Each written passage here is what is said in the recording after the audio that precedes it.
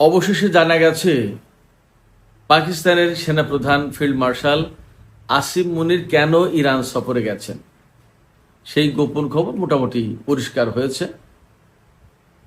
এই খবরের ভেতরে অর্থাৎ আসিম মুনির কেন ইরান সফরে গেছে, এই খবরের ভেতরে আমেরিকার মারাত্মক রকমের এক দুর্বলতা প্রকাশ পেয়েছে। এপাশে মক্কা চুক্তি নিয়ে নানা মুখে আলোচনা হচ্ছে, হওয়াটাই স্বাভাবিক, কারণ এর প্রভাব অনেক বড় হবে এবং বহু দশক পর মধ্যপ্রাচ্যে এই ধরনের একটা আলাদা ঘটনা ঘটতে যাচ্ছে বা ঘটছে। এর প্রভাব শুধুমাত্র মধ্যপ্রাচ্যে থাকবে না, বহু এলাকায় ছড়িয়ে পড়বে। তার প্রভাব দক্ষিণ এবং দক্ষিণ পূর্ব এশিয়ায় বিরাট ভাবে পড়বে। এই মক্কা চুক্তি নিয়ে এখন যে আলোচনা হচ্ছে তার বড় দুটো পয়েন্ট হচ্ছে, মক্কা চুক্তি যাতে সফল না হয়, অঙ্কুরেই যাতে বিনষ্ট হয়, সেই জন্য নাকি ভারত তারা এই মুহূর্তে অতিমাত্রায় বিপজ্জনক প্ল্যান করেছে। এই প্ল্যানের কথা বিভিন্নভাবে আলোচিত হচ্ছে, বিভিন্ন অঙ্গনে এ নিয়ে তোলপাড় সৃষ্টি হয়েছে। কি সেই প্ল্যান? মক্কা চুক্তি নিয়ে ভারত কি পরিকল্পনা করেছে? সুপ্রিয় দর্শক, আসসালামু আলাইকুম, আপনাদের সবাইকে স্বাগত জানাচ্ছি আজকের টক উইথ সিরাজ ইনসাইটের আলোচনায়। আপনাদের সঙ্গে আছি আমি সিরাজুল ইসলাম। দর্শক, এতক্ষণ যে দুটো বিষয় নিয়ে আমি সামান্য পরিমাণে কথা বলেছি, এই দুটো বিষয়েরই বিস্তারিত আলোচনা করতে যাচ্ছি আজকের এই ভিডিওতে। আমি আবারও বলি, পাকিস্তানের সেনাপ্রধান কেন ইরান সফরে গেছেন তার একটা কারণ জানা গেছে এবং সেই কারণের ভেতরে আছে আমেরিকার মারাত্মক রকমের এক দুর্বলতা। আর মক্কা চুক্তি অঙ্কুরেই বিনষ্ট করে দেওয়ার জন্য নাকি ভারত সবচেয়ে বড় পরিকল্পনা করেছে। কি সেই পরিকল্পনা?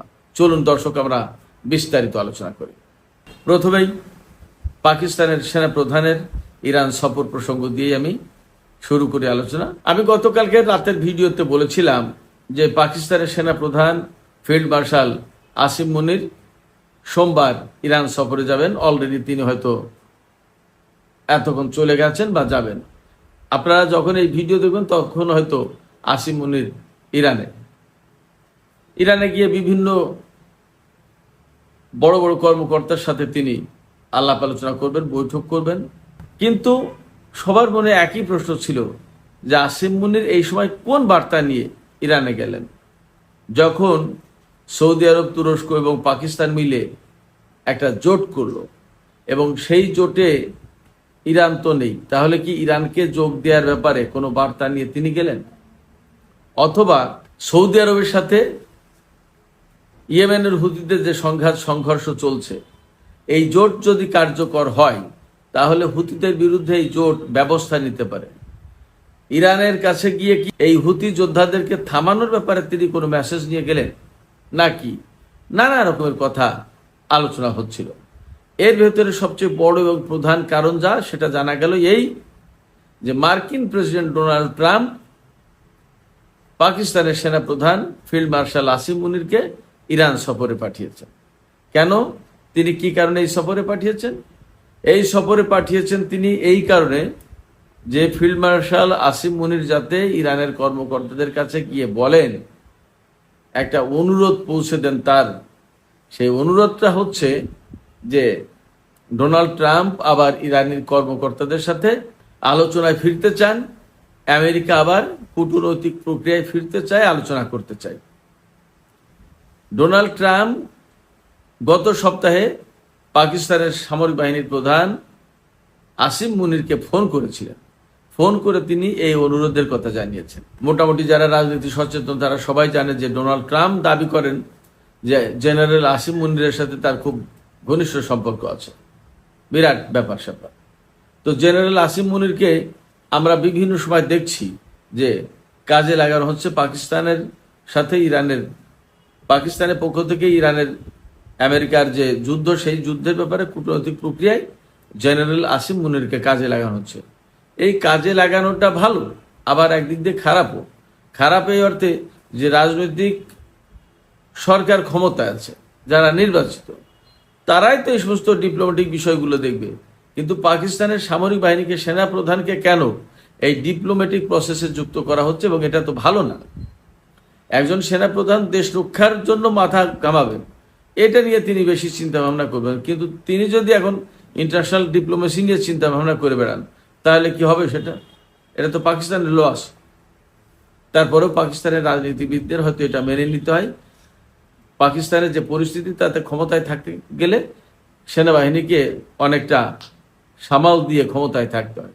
হয়তো মিলেমিশেই দেশ চালাচ্ছে। যাই হোক, তো ফিল্ড মার্শাল আসিম মুনিরকে যখন ডোনাল্ড ট্রাম্প ফোন করেছেন এবং তিনি বলেছেন আপনি একটু ইরানে যান প্লিজ, ইরানে গিয়ে ইরানি নেতাদেরকে, কর্মকর্তাদেরকে বুঝান, বলেন আমরা আবার কূটনৈতিক প্রক্রিয়ায় ফিরতে চাই, আলোচনার টেবিলে ফিরতে চাই, ইরান যেন আলোচনার টেবিলে ফিরে আসে। এই মেসেজ নিয়ে আসিম মুনির ইরানে গেছেন। ইরানে গিয়ে তিনি বিভিন্ন পর্যায়ের কর্মকর্তার সাথে আলাপ করবেন। এই আলাপে নিশ্চয়ই ইরান পাকিস্তান সম্পর্ক শক্তিশালী করা, জোরদার করা, গভীর করা, ঘনিষ্ঠ করা, এই সমস্ত কথা তো হবেই। আঞ্চলিক বিভিন্ন বিষয় নিয়ে আলোচনা হবে। এমনকি মক্কা জোট নিয়েও কথা হতে পারে। শোনা যাচ্ছে যে তিনি মক্কা জোটের ব্যাপারে ইরানকে আমন্ত্রণ জানাতে গেছেন, যে তিনি হয়তো জোটের পক্ষ থেকে ইরানকে আমন্ত্রণ জানাবেন যে আপনারা এই জোটে আসেন। এখনো পর্যন্ত জানানো হয়নি আমন্ত্রণ, বাট জেনারেল আসিম মুনির হয়তো জানাতে পারেন। ইরানকে এই জোটে যোগ দেওয়ার ব্যাপারে আমন্ত্রণ জানালে যে ইরান সাথে সাথে গ্রহণ করবে বা এই জোটে যুক্ত হবে এমনও না, আবার প্রত্যাখ্যান করবে ব্যাপারটা এমনও না। হয়তো বুঝে শুনে, সবারই তো যার যার স্বার্থ আছে, বুঝে শুনে নিজেদের স্বার্থ বিবেচনা করে হয়তো যোগ দেওয়ার সিদ্ধান্ত নেবেন অথবা নেবেন না, সেটা পরের ব্যাপার, এখনই না। এখন যে বিষয়টা সেটা হচ্ছে শুধুই মাত্র ইরান এবং আমেরিকার মধ্যকার যে সংকট, সেই সংকটের ব্যাপারে। এখন জেনারেল আসিম মুনির যখন ইরানে গিয়ে ইরানি কর্মকর্তাদের কাছে এই প্রস্তাব দেবেন যে মার্কিন প্রেসিডেন্ট ডোনাল্ড ট্রাম্প আপনাদের কাছে এই প্রস্তাব পাঠিয়েছে যে আপনারা আলোচনায় ফিরে আসেন, তখন ইরানি কর্মকর্তারা কি বলতে পারেন? অনেকগুলো কথা বলতে পারেন। তার ভিতরে একটা কথা এই যে আমরা তো আলোচনার টেবিলে ছিলাম, তিনি কেন ইরানের উপর হামলা চালালেন? এটা হতে পারে। আবার হতে পারে যে আমরা তো আলোচনার টেবিলে ছিলাম, আপনাদের মধ্যস্থতায় ইসলামাবাদ সমঝোতা স্মারক সই হয়েছিল, সেই স্মারক তারা অমান্য করলো কেন? এবং তার আগে আমরা ওমানের মধ্যস্থতায় আলোচনায় ছিলাম, সেই আলোচনা চলাকালীন তারা ইরানের উপর প্রথম যুদ্ধ শুরু করেছে 28শে ফেব্রুয়ারি। তার আগে 2025 সালের জুন মাসে তো আমরা আমেরিকার সাথে আলোচনায় ছিলাম। সেই সময় সে আলোচনার টেবিল বাদ দিয়ে তারা আমাদের বিরুদ্ধে কেন যুদ্ধ চাপিয়ে দিল ইসরায়েলকে নিয়ে? এই প্রশ্নগুলোর জবাব কি আছে পাকিস্তানের সেনা প্রধানের কাছে? এই প্রশ্নগুলোর জবাব আমেরিকার কর্মকর্তাদের কাছে কি আছে? এই প্রশ্নগুলো করার পরে যদি জেনারেল আসিম মুনিরকে ইরানি কর্মকর্তারা বলেন যে ঠিক আছে আমরা আলোচনার টেবিলে ফিরলাম, কিন্তু আলোচনার টেবিলে ফেরার পরে এই যে ইসলামাবাদ সমঝোতা স্মারক, ওইটা আবার ব্যাক করতে বলেন, ওটা কি ব্যাক করতে পারবে? ডোনাল্ড ট্রাম্পকে ওটা আবার মান্য করবে? অর্থাৎ ইসলামাবাদ সমঝোতা স্মারক কি আবার তিনি পুনর্বহাল করবেন? যদি পুনর্বহাল করেন, সেইটা যে লাগাতার বহু বছরের জন্য তিনি মেনে চলবেন, তার নিশ্চয়তা কোথায়? সেই নিশ্চয়তা আপনি দিতে পারবেন? ডোনাল্ড ট্রাম্প দেবে? ডোনাল্ড ট্রাম্পকে কে বিশ্বাস করে এবং কার কথা সে রাখে? ফিল্ড মার্শাল আসিম মুনিরকে ইরানি কর্মকর্তারা বলতেই পারেন যে আপনি যেহেতু এই নিশ্চয়তা দিতে পারছেন না, ডোনাল্ড ট্রাম্পকে বিশ্বাস করব সেই নিশ্চয়তা কেউ দিতে পারবে না, এমনকি ডোনাল্ড ট্রাম্প নিজেও দিতে পারবে না। সেক্ষেত্রে আপনি বললে আমরা আলোচনার টেবিলে ফিরে আসলাম, কিন্তু নিশ্চয়তা কি? কোন স্বার্থে, কোন সুবিধার কারণে আমরা ফিরে আসবো? এটা আসলে হবেটা কি? আমরা ফিরে আসবো, একটা আলোচনা হবে, আবার তারা সেই আলোচনা ভেঙে দেবে, উল্টোপাল্টা কাজ করবে। তাহলে হয়তো জেনারেল আসিম মুনির, হয়তো ফিল্ড মার্শাল, হয়তো আসিম মুনির এখানে বলতে চাইবেন যে না, এবার করবে না। ইরানি কর্মকর্তারা যদি বলে যে আপনি নিশ্চয়তা কিভাবে দিচ্ছেন, লিখিয়ে তো দিতে পারবেন, কি বলবে তখন পাকিস্তানের সেনা প্রধান? আসলে কিছু বলার নেই। আমেরিকা, বিশেষ করে ডোনাল্ড ট্রাম্প এমন একজন ব্যক্তি, তার সাথে কূটনীতির কোনো প্রক্রিয়া চলে না, তার সাথে কূটনীতি যায় না। সেক্ষেত্রে তার সাথে আমেরিকা, ইরান যদি আবার নতুন করে এখন আলোচনায় বসে, তাহলে ইরান ভুল করবে বলে আমি ব্যক্তিগতভাবে মনে করি। কারণ ডেফিনেটলি আলোচনা ভালো, কিন্তু এমন একজন ব্যক্তি ডোনাল্ড ট্রাম্প, তিনি তো কথা রাখেন না। এখন যা বললেন কিছুক্ষণ পরে সেটা উল্টে ফেলেন। কথা যদি না রাখে তাহলে তো ডিপ্লোমেসি সামনে এগোবে না, আর সামনে যখনই এগোবে না তখন তাহলে লাভটা কি হবে?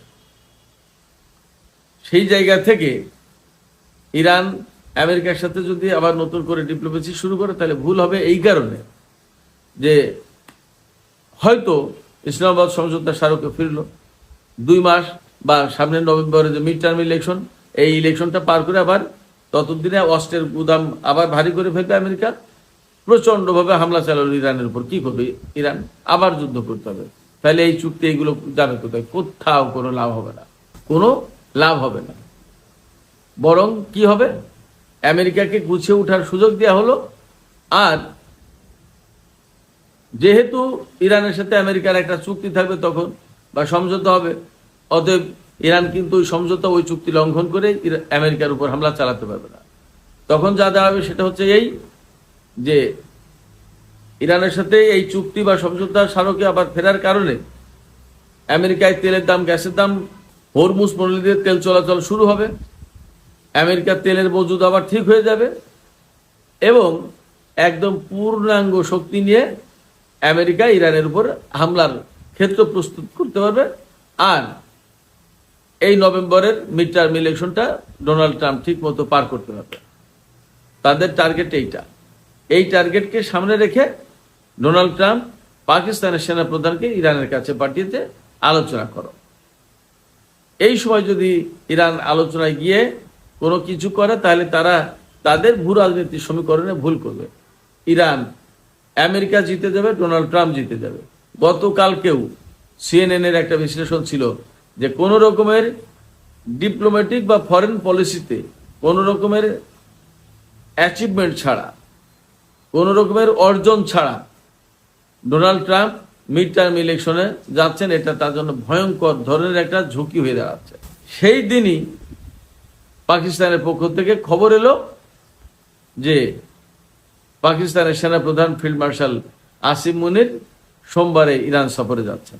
তাহলে একদম পরিষ্কার বোঝা যাচ্ছে যে ডোনাল্ড ট্রাম্প তার নির্বাচনী বৈতরণী পার হওয়া, নিজের অবস্থান ঠিক রাখা, আমেরিকার অর্থনীতি ঠিক রাখা, নিজেদের অস্ত্র ভান্ডার গুছিয়ে নেওয়া এবং ইরানের বিরুদ্ধে হামলার জন্য সমস্ত সব রকম প্রস্তুতি নেওয়া কমপ্লিট করার জন্য এই আলোচনা করতে যাচ্ছে। এই আলোচনা বেসিক্যালি দীর্ঘদিন থাকবে না এবং মনে রাখতে হবে যে এই ডোনাল্ড ট্রাম্প আমেরিকার সমস্ত নেতাদেরকে হত্যা করেছে। এই ডোনাল্ড ট্রাম্প আমেরিকার সাথে যে পরমাণু সমঝোতার স্মারক সই হয়েছিল 2016 সালে, সেটা ছিঁড়ে ফেলেছিল, ধ্বংস করেছিল এই ডোনাল্ড ট্রাম্প। এই ডোনাল্ড ট্রাম্প বারবার ইরানের পরমাণু স্থাপনায় হামলা চালিয়েছে, এর আগে কেউ করেনি।